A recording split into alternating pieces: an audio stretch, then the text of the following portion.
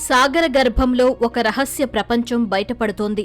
సముద్రపు లోతుల్లో ఇంతకు ముందెప్పుడూ రికార్డు చేయని జీవజాతులను ఇప్పుడు గుర్తిస్తున్నారు. సముద్ర జీవుల గణన కార్యక్రమం కింద ప్రపంచవ్యాప్తంగా ఉన్న శాస్త్రవేత్తలు కొత్త సముద్ర జీవులను కనుగొంటున్నారు.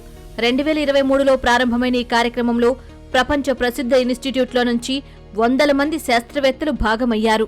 సముద్ర జీవ వైవిధ్యాన్ని రక్షించేందుకు తొలి 10 ఏళ్లలో 1,00,000 కొత్త సముద్ర జీవజాతులను కనుగొనే దిశగా అన్వేషణ సాగిస్తున్నారు.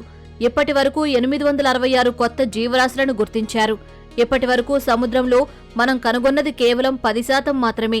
ఇంకా 20 లక్షల జాతులను నమోదు చేయాల్సి ఉందని శాస్త్రవేత్తలు అంచనా వేస్తున్నారు. ఆలస్యం చేస్తే భూతాపం వంటి కారణాల వల్ల మనకు తెలియని లక్షల జీవులు కనుమరుగవుతాయని హెచ్చరిస్తున్నారు.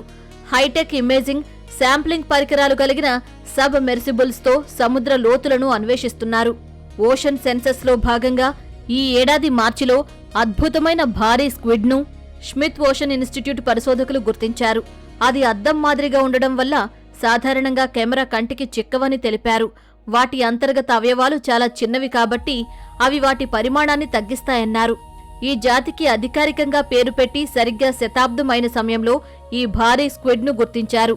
ఇది 7 మీటర్ల పొడవుతో 500 కిలోల వరకు బరువు పెరుగుతుందని తెలిపారు.